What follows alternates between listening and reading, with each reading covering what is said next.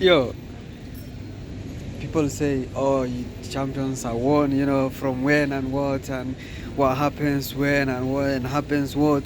You know, that match from Fenerbahce today was a champions match. Like, they played like a champions. Champions are never beaten. Champions never lose. Champions never lose hope. Like, even when the game is deal done, because I think in the 89th minute they were losing 2-1, and like one of the substitutions scored, and another substitution scored, and like many people criticize why they invested money on foreign players, why this, why that. Like in today's match we have seen the importance of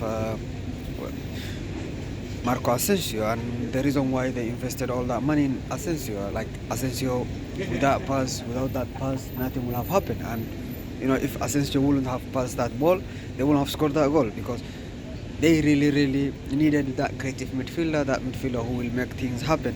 And another thing people look down upon is the importance of Guendouzi in that team. Guendouzi is one hell of a machine.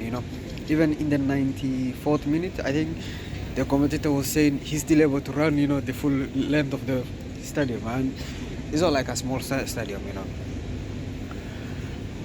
I think like if by any chance, now like the title is in hands of Galatasaray and in Galatasaray hands, and if Galatasaray start playing bad, or they lose one game or two games, or if they get beaten and they draw another game, I think that means Fenerbahce will have the hopes and chances. This was a big week for both of them. One had Besiktas, and the other had Samsun, which both the two teams, they were playing big teams.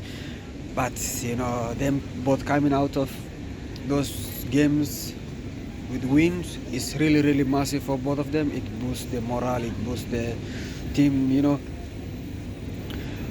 chemistry and everything, and now like they will be wanting to go for more. And I think even though Sadiki Sharif is alone, like in the last 1 week he scored 3 goals or 2 goals, I think 3 goals in different competitions, which really shows like the importance of him in the team, and why they bought him, why they invested in him. And like he's a young lad, he has a lot of future to ahead of him, and he has a lot of potentials to grow. But I think like there's some signs of bright future.